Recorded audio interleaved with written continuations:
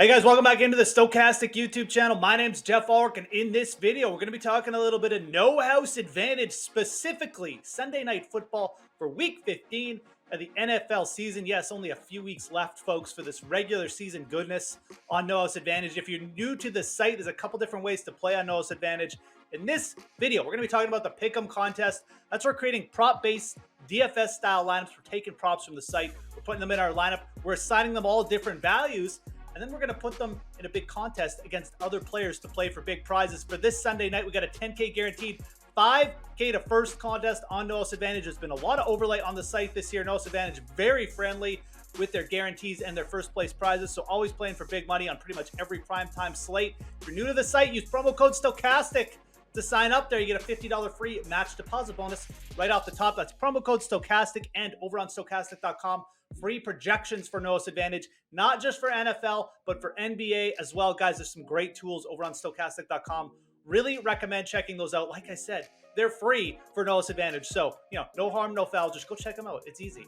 Smash that like button. Subscribe to the Stokastic YouTube channel if you haven't done that already. Appreciate that. And you know what? Let's get right into it. We got the Washington Commanders and the New York Giants. These two teams just played a couple weeks ago. The Commanders had a bye in between this game, so I don't really know how this is fair, but the schedule makers, they do what they want. We got a low total here, 40.5 points. Spread that's been at about 4.5 points all week long. So Commanders, at home, expected to take care of business here, but I'm not expecting a lot of points. I think this will be a low-scoring game. I think I'm almost surprised to see the total at 40.5. I kind of like the under in this game. So looking for some unders across the board here, and, no shock, we don't have a ton of high projections on a lot of players for this week. So we're going to start there, and we're going to start with the Giants offense.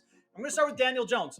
Like the way Daniel Jones has played this year. He looks great in this Brian Daboll offense, but he's got a 1.5 passing touchdown prop. We have him projected as a very solid underplay there, for about one touchdown in this game.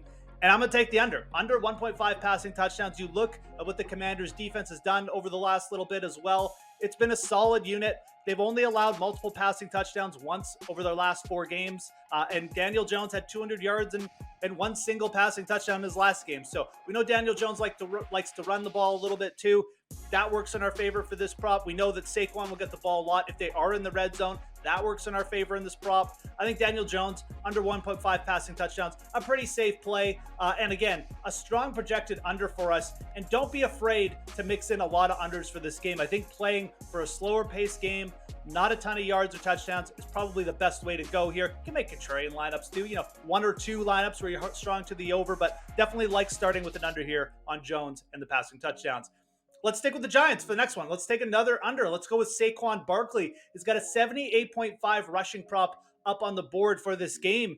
And again, we just aren't that bullish on Saquon against this defense. I mean, the Commanders' defensive line been playing extremely good football over the last little bit. They held Saquon to 63 yards 2 weeks ago, but even going back further, they have not allowed a running back to get over 70 yards since week 8, and that was Jonathan Taylor. So again, not the greatest spot for Saquon.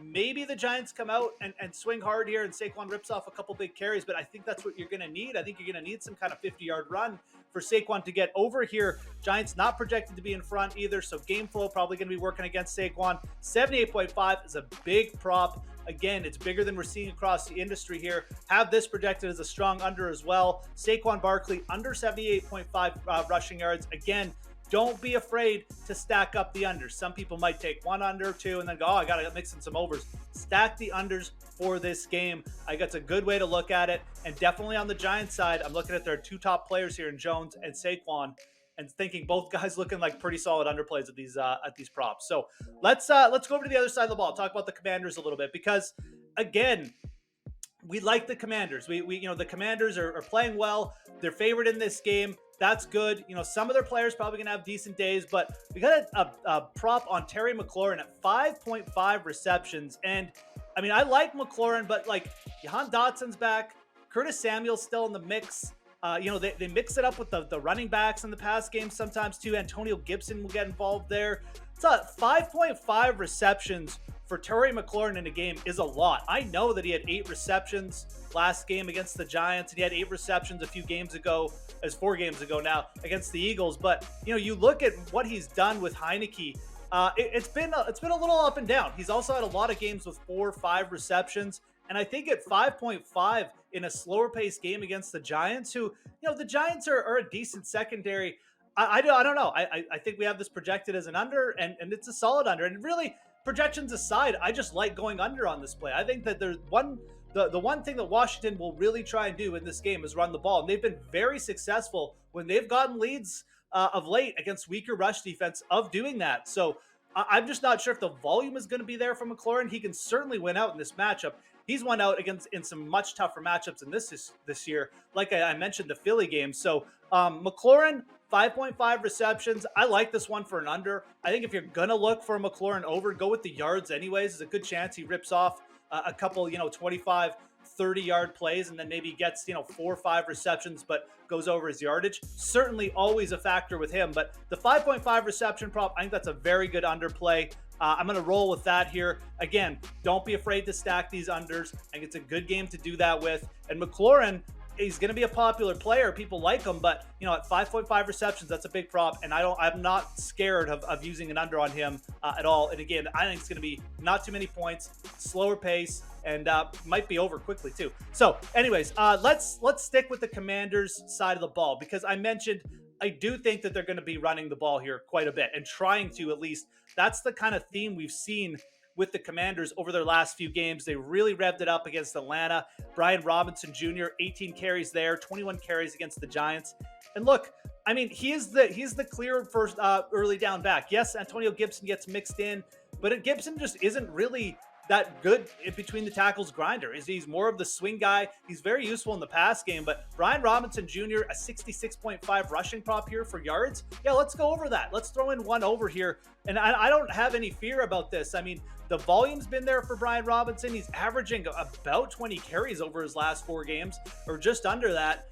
He's not like a huge chunk player where, you're expecting to get like a 30-yard run. It's going to get you most of your yards, but the way that Washington has been approaching games lately, once they get that lead or anything close to it, they are just going to try and run Brian Robinson down teams' necks, and it's been effective for them. So I see no reason why they go away from that here. I think Heineke and the defense are going to keep things, just straightened up too and keep this game close, where Robinson probably just going to get there on volume alone. So great matchup too. I mean, I haven't even mentioned the Giants' rush defense being like a bottom 5 unit. So Brian Robinson Jr., lots of things in his favor here, 66.5. rushing prop. Let's just keep hammering him and go to the over. So quick recap here. Again, I do like really piling up on unders for this contest, especially on Noah's advantage, where again, you're going against other players in the field. You're thinking leverage. Not sure how many people will go with 5 or 6 unders, but I think that's a good strategy for this game. So we're going to go under Daniel Jones passing touchdowns, 1.5, under Saquon Barkley, 78.5 rushing yards, under Terry McLaurin, 5.5 receptions, and then over Brian Robinson Jr., 66.5 rushing yards. Those are going to be our 4 main props that we're kind of sticking with that I'm putting out in this video. You can take them, you can leave them. You can also check out Stokastic.com for free projections on Noah's Advantage. And if you're new to Noah's Advantage, use promo code Stokastic when you're signing up there. That gives you a $50 match deposit bonus right off the top. Guys, my name's Geoff Ulrich. Hope you have a great Sunday night football. We'll talk to you soon.